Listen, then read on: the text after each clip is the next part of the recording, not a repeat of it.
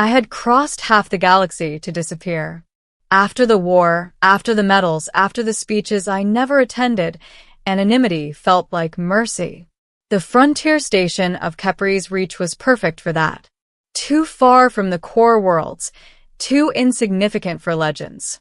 Just a drifting hub of traders, refugees, and forgotten people clinging to the edge of mapped space. No one there knew my face. At least that's what I believed. I was standing in line at a hydration kiosk when it happened. The station lights flickered softly overhead, simulating a warm dusk for the station's dominant species. The air smelled faintly metallic, recycled 1,000 times over. I kept my head down, coat collar high, hands clasped behind my back like I always did. That's when I heard a voice, soft, clear, unmistakably certain. "You don't have to hide your hands like that, Elias Ward." My body froze. I hadn't heard my full name spoken aloud in years. Not since the armistice. Not since Earth buried the dead and the galaxy quietly rewrote its maps. Slowly, deliberately, I turned. She couldn't have been more than 20 by human standards. Lyran, judging by the faint bioluminescent patterns glowing beneath her pale blue skin. Her eyes, large, silver-flecked, and impossibly calm, were fixed on me with something between curiosity and recognition. We had never met. "I'm sorry," I said carefully. "You have me confused with someone else." She smiled. Not the polite smile of a stranger. Not the nervous one of someone guessing. It was warm. Familiar. "No," she said. "I don't." The kiosk attendant shifted awkwardly. A few nearby patrons glanced over, sensing tension.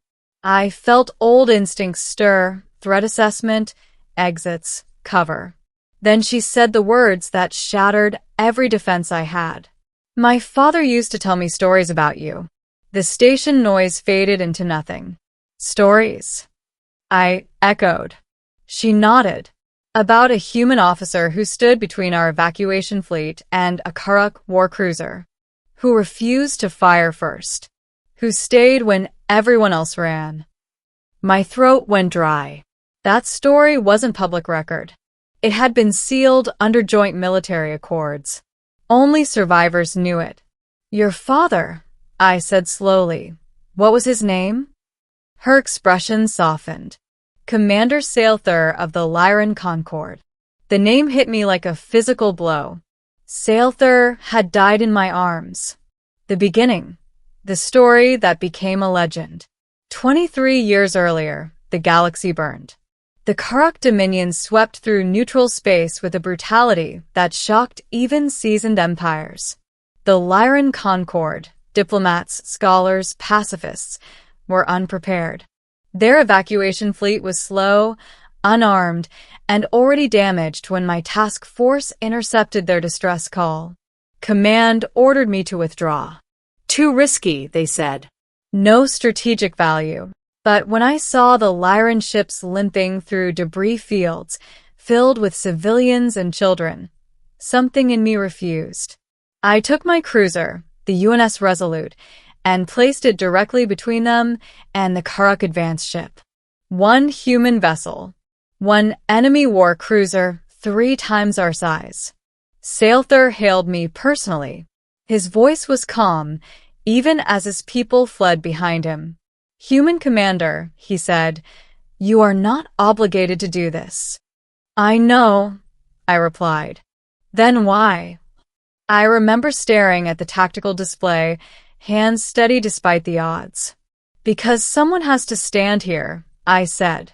The Karuk fired first. For 17 minutes, we held the line. Shields burned out. Hull breaches spread. Fires raged through decks.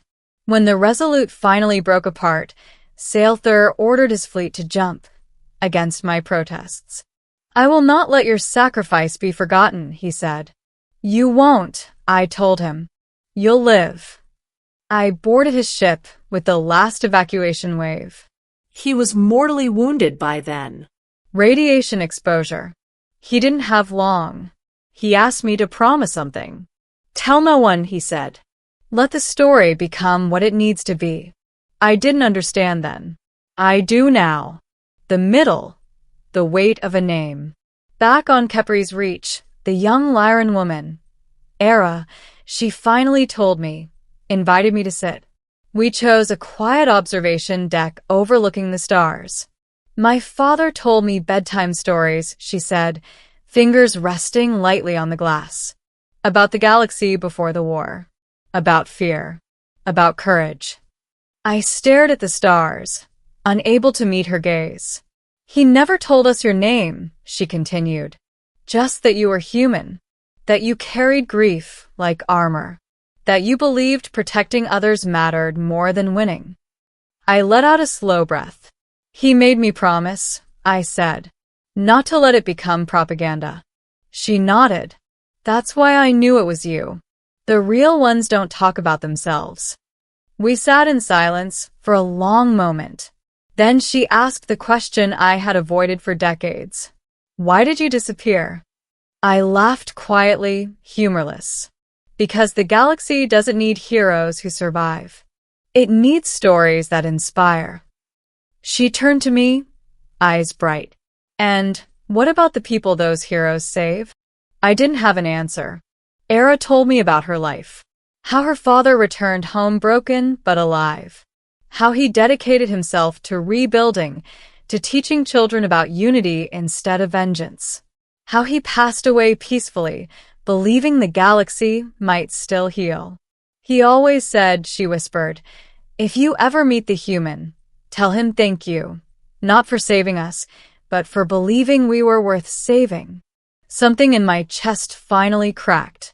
The turning point, when legends end. Words spread faster than I expected. Not my name, but my presence. Old veterans recognized mannerisms. A former mechanic from the Resolute saw the scar on my wrist. A trader remembered a voice from a long-ago distress channel. By the third day, station authorities requested a meeting. Nothing official, they said. Just interest. Interest is dangerous. That night, Era found me packing. You're leaving, she said. Yes. Why? Because stories don't stay stories forever, I replied. They become symbols, targets. She stepped closer. My father didn't raise me on fear. I smiled sadly.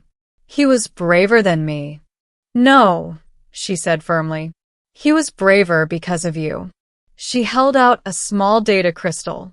It's his final message, she said. He recorded it knowing one day we might meet. I hesitated, then accepted it. Sailthur's hologram flickered to life. Older, thinner, but unmistakably him. Elias, he said gently. If you are seeing this, then you are still running. I swallowed hard. You once stood between death and strangers. The hologram continued. Do not believe that act belonged only to the past. The galaxy still needs examples, not idols, but reminders. The recording ended. I looked at Era. What do you want me to do? I asked. She smiled the same way she had in the kiosk. Stop disappearing. The ending. The name that returned. I didn't take command again. I didn't give speeches. I stayed. I helped mediate trade disputes. Taught basic defense strategy to civilian pilots. Shared quiet meals with refugees who didn't know my name and didn't need to. Eventually, someone asked during a public forum, are the stories about the human true? I stood, heart steady. Yes, I said. But they're incomplete. The galaxy doesn't need legends carved in stone. It needs living proof that compassion can survive war. Era later joined the Concord Diplomatic Corps. Before she left, she hugged me, an awkward, human-style embrace she'd practiced. My father was right, she said. You are real. I watched her ship disappear into the stars. For the first time in decades, I didn't feel the urge to run.